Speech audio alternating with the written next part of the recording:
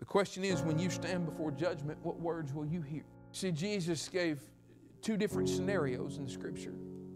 Here he said that there are some that will come to me and they'll proclaim all these good things they've done. These are these wonderful religious people. Lord, I've done all these things. We've done all of this for you. And then he'll say, depart from me, for I never knew you. Why did he never know them? Because they never placed their trust, their faith in him. Their faith was in self and all their good things. We've done all these things. He said, depart from me.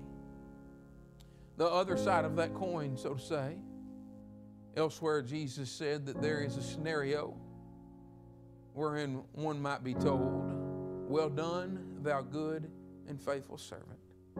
Enter thou into the kingdom. So when you stand before the judgment of the Lord, what words will you hear? I pray it not be, depart from me, ye that work iniquity.